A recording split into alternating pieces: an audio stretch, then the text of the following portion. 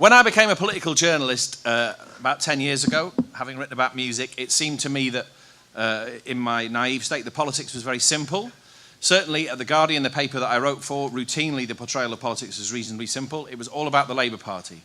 And if you didn't like it, you would write a piece that ended with the sentence, "Come on, Labour, be bold." We always wrote those.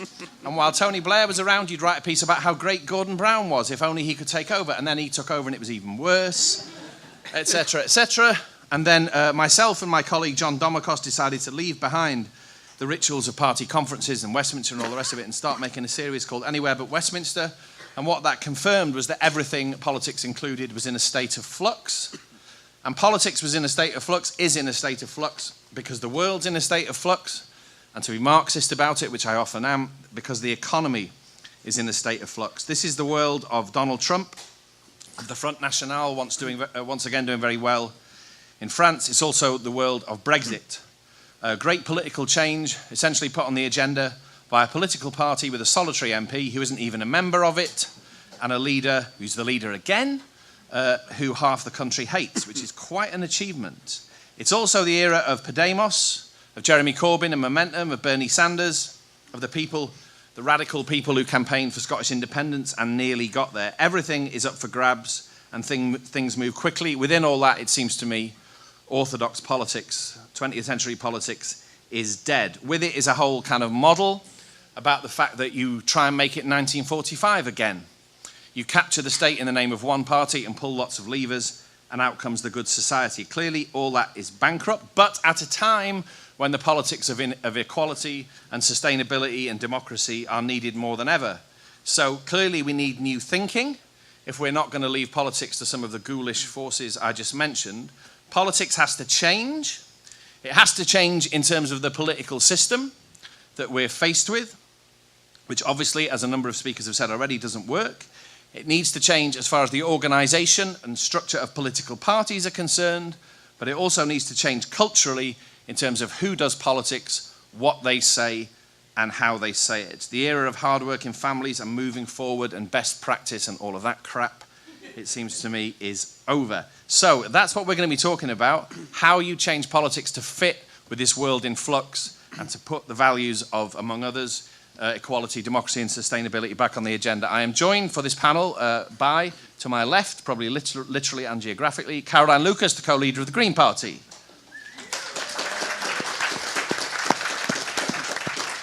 And then moving down the table, Zahra Dalilah is from Take Back the City. I have made a film about The Guardian for Take Back the City, a radical democratic force who protest, really, and make the running on some of the most dysfunctional aspects of London's economy. That's Zahra. Next to her, forgive me if I pronounce your surname wrong, George Kerevan? That's right, okay. Who's from the SNP, the party that now runs Scotland in the name of a slightly different set of values to the one that's holding sway in England at the moment. That's George. Next to him is one of my favourite Labour MPs who's made the running lately on the two absolute litmus tests about whether you understand the future, proportional representation and a universal basic income, Johnny Reynolds. And next to him is one of the Tory MPs, in my understanding, who doesn't believe it's a good idea to throw all the foreign doctors out of the NHS and lock all the doors. That's Laura Sandys.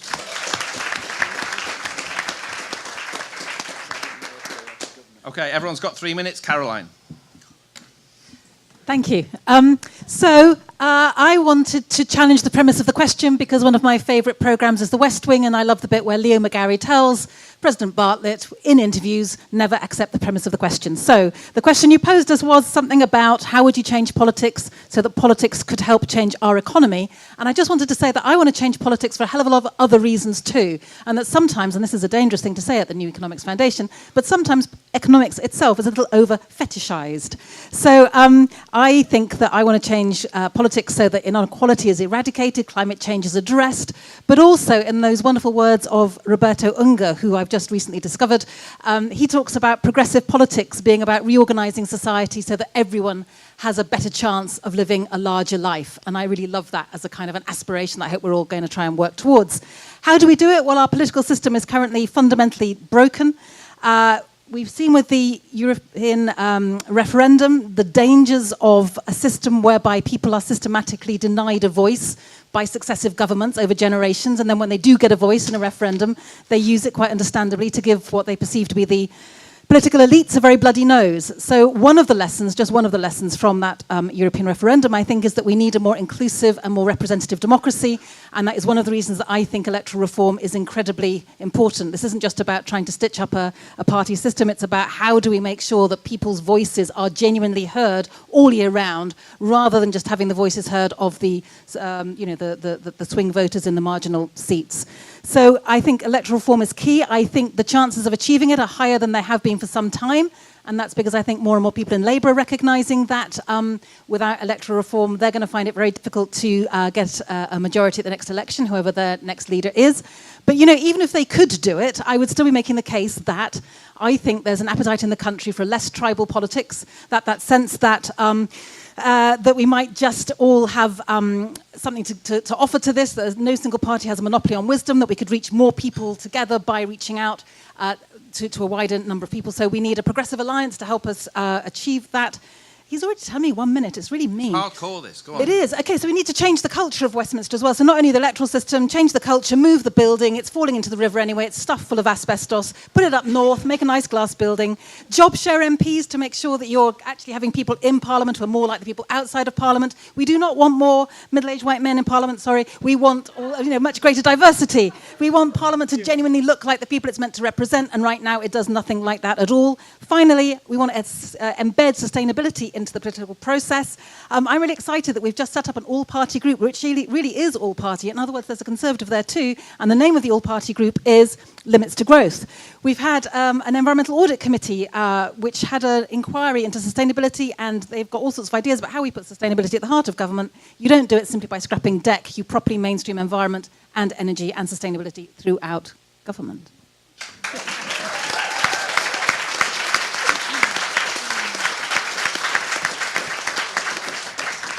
If you listen to Radio 4, you will have noted there was no deviation, hesitation, or repetition. Right. Moving on, Zahra, how do we change politics? Okay. Just wasted my first 3 seconds there pretty well. So, yeah, I'm from a group called Take Back the City. I am going to explain a little bit about who we are, because I'm aware that you might not be familiar with us. That's probably going to take about 2 of my 3 minutes, so I apologise. So what we've been doing in Take Back the City is trying to approach politics differently to show that we can change politics. And I think it speaks a lot to what we've done and to the changing culture of politics that we are sitting on this panel here today. Suffice it to say that grassroots politics and direct democracy has changed a lot and come a long way since we first formed about a year and a half ago.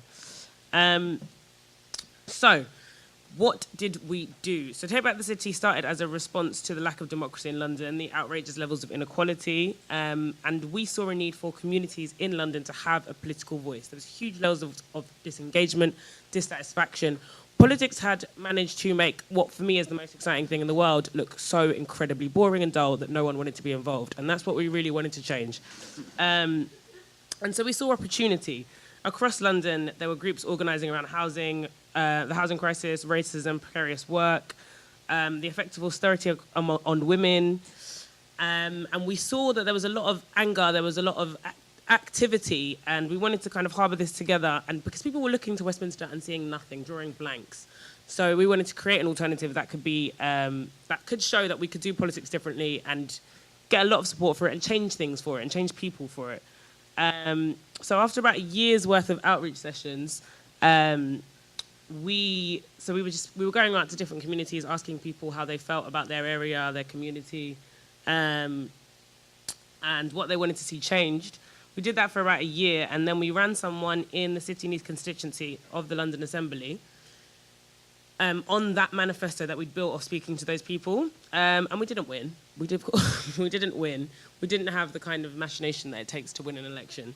But what we did have is people voting for us that had never voted for before. We had people coming to rallies or political events, quote unquote, who would have said, a couple of months ago that they weren't engaged in politics and they didn't care. And they do care. That's their lives that we're talking about. And we talk about it in such an abstract that we really wanted to show that, politics and your life are the same thing. Yeah, how did we do that? By doing politics very differently. We canvassed on the top deck of buses with poetry. We had events that, had people rapping about why London needs to change. Just doing things differently, being more inclusive and engaging with the way that we operated. Someone said to us once at an event, like, you're doing something well if you need a creche at a political event, which is true. If you have a child, bring your child. It's okay. Yes, so to answer the question, can politics change itself so we can change our economy? As Caroline said, politics should change itself because it needs to change. That could have a great effect on the economy as well. Moving on. Zahra, thank you. Brilliant.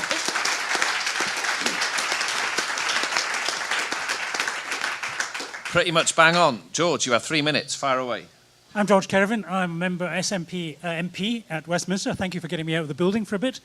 How do we affect political change? Three points. Number one, we need a vision. The neoliberal model is breaking down. It's breaking down under its own contradictions, falling apart. Both right and left know that. So it's a matter of how we fill that vacuum. You need to fill the vacuum with a vision. I think in Scotland, we have the advantage of having a project, independence, take back power already there, and that mobilized people, but we need something like that. I don't think it can just be a set of piecemeal campaigns. And I think the real example from Scotland to present you is with the Brexit campaign. Glasgow, one of the most working class cities in the UK, voted overwhelmingly to remain. And it did so not because of any kind of great fascinating love for the Brussels bureaucracy, but because we had fought door by door on the question of immigration. The loss, the Brexit, the failure of the Remain campaign and the victory of the anti-immigration forces south of the border, I think was because you did not go door to door and fight amongst working class communities to tell them that immigrants are not the problem. So you need a vision. Right, second issue. Political movements these days are a hybrid. I think a debate that says, is it old-fashioned politics getting elected or is it a movement? It has to be a bit of both. I think, again, the successful model in Scotland was that in the independence campaign, we had party structure when people eventually got elected to Westminster last year. But it had to be allied to a movement that mobilized people, but transformed people in that mobilization. And that was one of the reasons why immediately after the referendum in Scotland 2 years ago, 100,000 people instantly joined the SNP. They have not gone away. They have not stopped doing activist politics. And one of the big things the last 6 months in Scotland has been the rise of the women's movement to reform on pensions, the WASPI movement. And I tell you, it is amazing watching a room full of 50 women born in the 1950s move within a matter of weeks from saying, can we do anything? I've never spoken at a meeting to saying, to wanting to bring down the government. So it's a hybrid. I don't believe the future is a kind of European style, let's Podemos. It has to be a hybrid of actually seizing power and mobilizing it. Third point is we need to experiment, and I like Caroline, I've now become obsessed with Unga.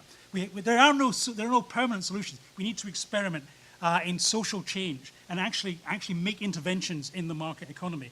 I think the best thing Scottish Government has done in the last 5 years is pass the Community Empowerment Act, which means that local communities now have the legal power to take over assets, private assets, council assets, where you don't have to pay the money. We can intervene. So let's find some ways of experimenting and actually change things here and now. Thank you, George. 3 minutes exactly. You will hear some people say the SNP is not a progressive party. There's proof that it most definitely is. I will go to Laura next because I want to end on the Labour Party. So, Laura, your 3 minutes starts now. Hi, thank you, and it's great to be on a panel again with Caroline. We did a lot on the referendum. I also did UKIP rallies, so it's very nice to be in such a friendly environment. I think that what I believe in, we talk about take control, which is absolutely crucial. The issue that we have got currently with the Brexit vote is that actually power has moved now, or will be moving from Brussels, not to the front line, not to the people who want control, but actually into Whitehall, into Westminster, and it has been a very, very large power grab. This is a land grab by a group of people who have a very, very clear vision of this country. I think that the Remainers made a very big mistake by not actually pinning the plan that Brexiteers have for this country. So I think we've got to be really clear about wresting that power back, giving control, empowering communities, ensuring that people, that consumers, that communities, and that our towns, cities, and villages feel that they need to wrestle power back away from Whitehall and Westminster. This is one of the most centralised countries in the developed world, and to be frank, it has just become a hell of a lot more centralised. So it is absolutely crucial that we take that message around the country. I also think that because I would say that I am a middle-of-the-road political person, that the middle has been very squeezed by the debate and by, in many ways, the tensions and anger that is there in the country. And we need to find a voice which is, I am an extreme moderate, and I am a passionate centrist. And we mustn't allow ourselves to be marginalised in this current debate. But you ask for some clear and some specific responses. We need to turbocharge localism because, strangely enough, looking at the Scottish experiment, not experiment, but the Scottish government, 4 to 5 million people actually is a very, very good governing group. People feel close to power, and have the ability to use the levers of control. We need possibly, and I say this as a Conservative, to go back to those regional development agencies. My word, I wonder who abolished them. But we've also got to recognise that the 19th century political and economic settlement that we are living in today is being called time on.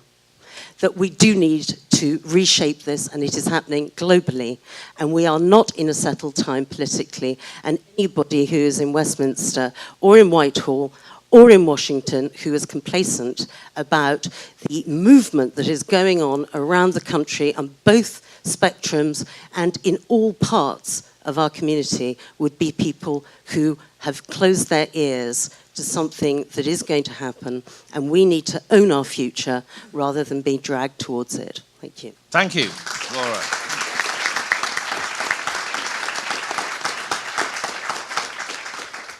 There's a great discussion already, full of ideas.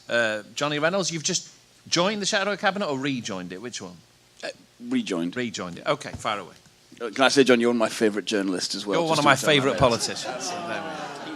Isn't it nice? You could have really, you could have renamed, in fact, I almost thought you probably would, John, rename the session, how can you make Westminster less rubbish at times? And, echoing on from what has already been said, for me, you have to start with a representative voting system, and that's how you get a representative parliament. We should embrace really exciting radical ideas, like if you get 20% of the vote, you should probably get about 20% of the seats. We should perhaps even go further than that and say, if you get the most votes in an election, you should probably win that election. Really new things that we've never really had before in this country could become part of it. And by the way, that won't be easy for a lot of people in this room, because 4 million people in this country voted UKIP at the last election, and that's going to be challenging. It doesn't mean if you have a voting system that's more representative, you will like that representative parliament at all times. But surely that is the better way to do that. And that is why I've always been a supporter of it. I recognise what Caroline has said. It looks very hard from a Labour perspective right now as to how you would get a majority across the UK because of what has happened in Scotland. But you've also got to support some things on principle. And I've always supported a fair voting system on principle because I think it would give you